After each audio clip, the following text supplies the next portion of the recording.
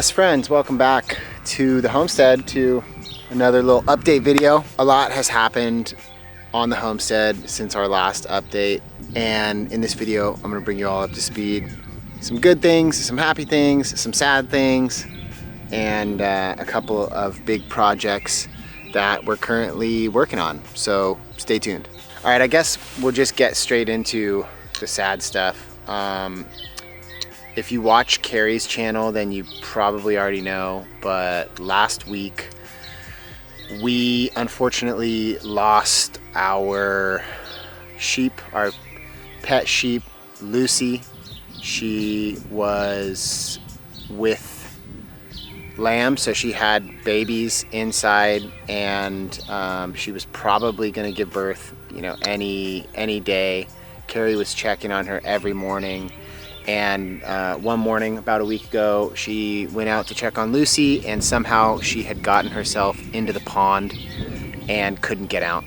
She was like up to her neck, and that night was a big frost, kind of an out of season frost, and I got into the pond and pulled her out, and she was really, really cold. Her belly was like ice cold. We did everything we could to warm her up.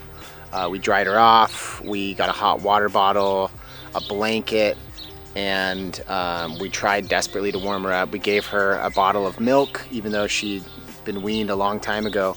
She drank it, and it started to look like things maybe would get better, but unfortunately, very quickly, they turned for the worse, and she passed away. So that was rough. It's tough, you know, we care for the animals here on the property, and you never want to lose one, especially one that is pregnant, but that is also unfortunately part of livestock. Animals live and then they die, and sometimes they die randomly, and there's nothing you can do about it. So kind of had a little cloud over the property for a bit, but you know, we're on the mend, and we, interestingly enough, also got more chickens. And that's kind of what I'm doing now. We went to the local AMP show, which is like a livestock fair, kind of like a country fair, and we got a couple of really cool chickens. She's a Barnevelder, which is from the Netherlands originally, the breed. That is Charlotte. She's a Faverel, which is from France. That one, I think, I'm not quite sure what that is. Chicken experts, please let us know. We called her Mia. And then this little one in here, that is Sophia. And she is an Aracuama, which is from Chile. So pretty cool. Check out the different colored eggs we have. Look at that, you guys. How awesome is that? And it looks like we got 5 eggs today.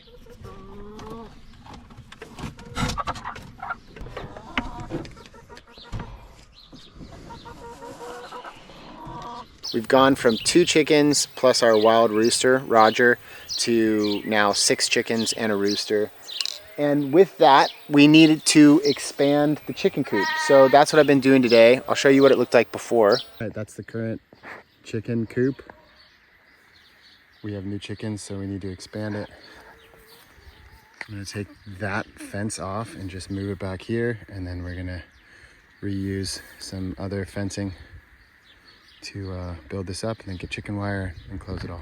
And basically what I've done is just take this wall, like that near wall, and just knock it out, and we've pushed it back, and using a couple of repurposed pieces of fencing timber, we've pushed the fence right out and essentially doubled the coop. So I'm gonna get to work just fixing this up, finishing it off, and getting it sealed, because we're actually going back to the USA in like 5 days. We're going back for the Thanksgiving holiday. We're spending time with my family, and Carrie's family is coming to visit over in San Diego. And Thanksgiving is a big deal for my family. And with Eliana, with our new daughter, you know, she's only 8 months. It'll be her first Thanksgiving, and everybody wants to see her. So we're heading back to the States, to catch up with family. We're there for just a couple of weeks, not a giant trip like earlier this year.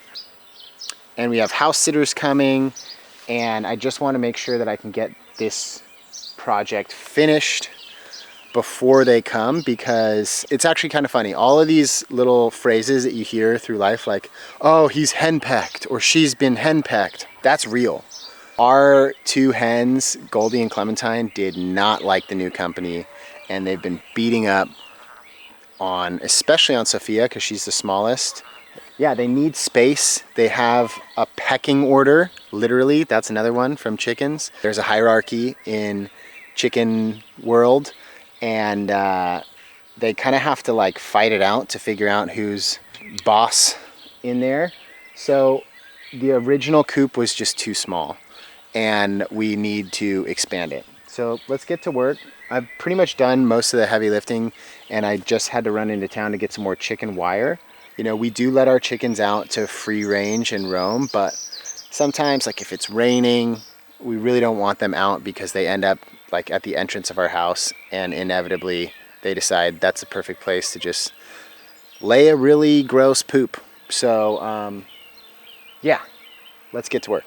And then I'll fill you in a little bit later with the other projects that I've been up to around the homestead. All right, let's go.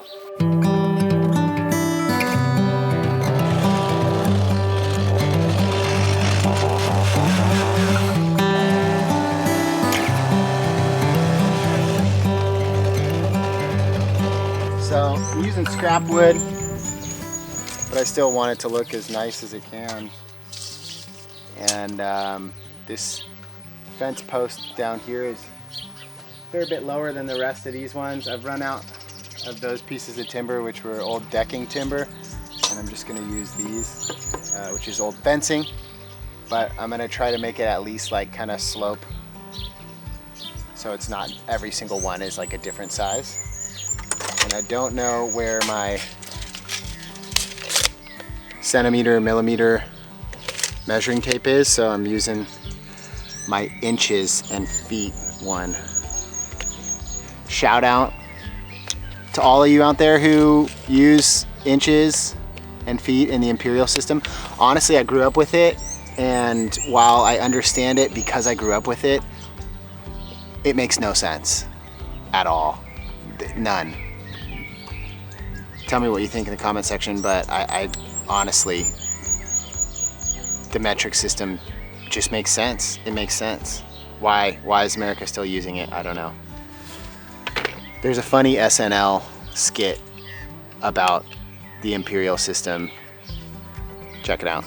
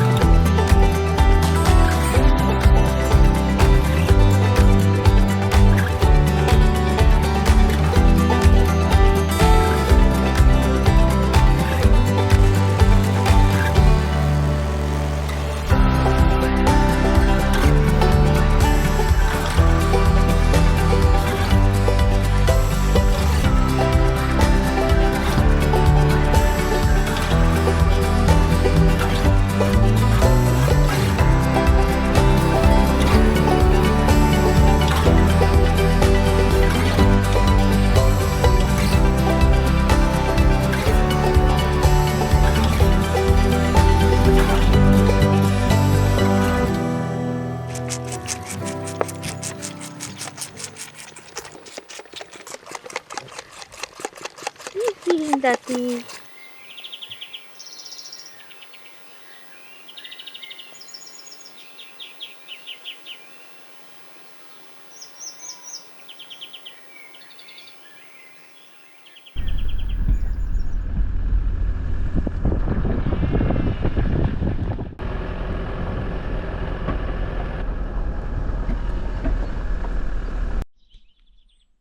These are all offcuts from Big logging operation on my neighbor's property.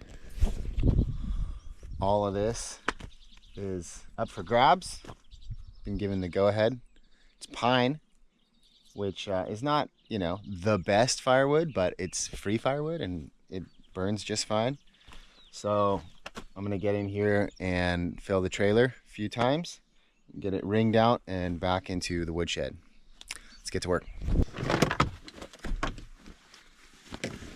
Chaps, eye protection, helmet with ear protection, gloves, and you're ready to go. Plus a good chainsaw. Yeah, it's that time of year again, which I feel good about it. Like I still have quite a bit of split, dry, stacked firewood from last season, but it's always good to make hay when the sun is shining. So let's go. Big saw, baby saw, in case big saw gets in trouble.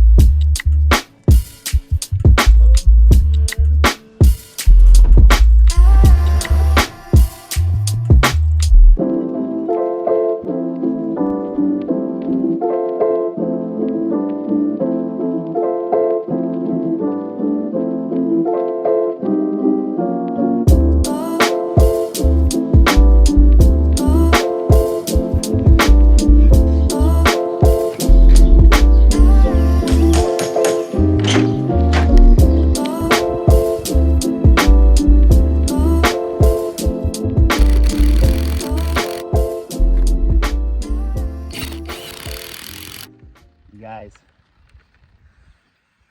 I just finished pulling every single nail, roofing nail, out of the roof and replacing it with a roofing screw, which is the first main step in repairing and painting, repainting our roof.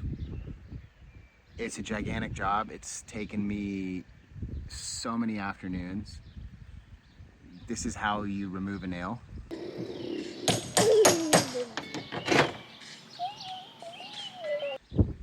It's pretty time consuming, it's sketchy, and you know, I do have some safety precautions put in place, but kind of only started using this rope until I was like halfway through with the roof.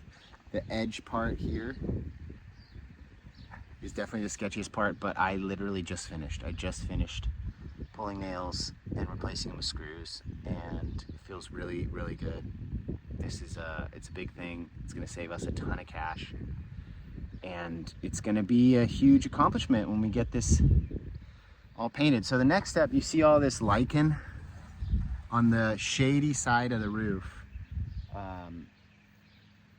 These roofs are made of iron, and oftentimes on the side that gets less sun, lichen can grow, and that's what happens after a long time, especially if you don't take care of it before it starts growing, either by pressure washing or there's sprays and stuff you can use, but because we drink our rainwater, we don't like to do that.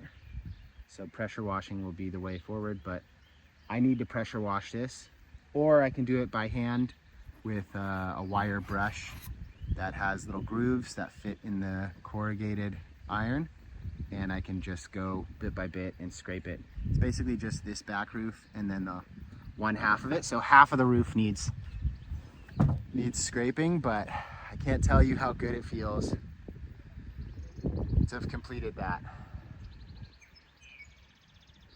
Big job done. A little more to go, but I feel like I can start to see the finish line now.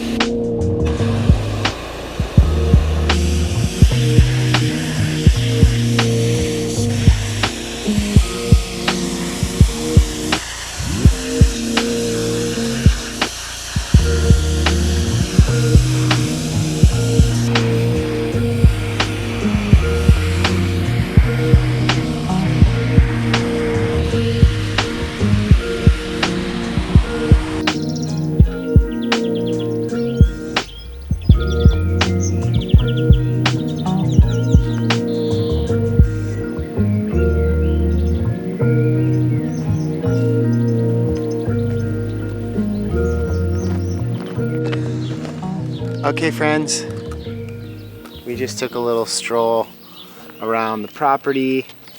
We've accomplished a lot. It's been a pretty wild month, you know.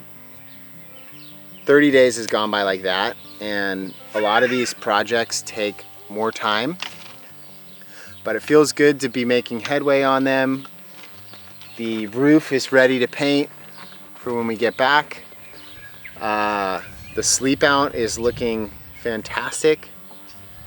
The chickens are happy in their new home, and things are really starting to come together. The garden's pumping. We got a bunch of seedlings that are getting ready to get put into the garden beds. Things are looking up, things are good, and we're just super grateful. Life is beautiful right now, and we're doing our best to just live in it, to stay as present as possible, and to not let these moments slip by. So wherever you are in the world, I hope you're doing well. I'm wishing you all the best, wishing you a great day. Blanca, come here.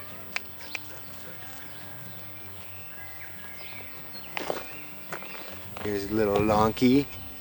He says, have a good day too. Okay. We'll catch y'all in the next video. Peace.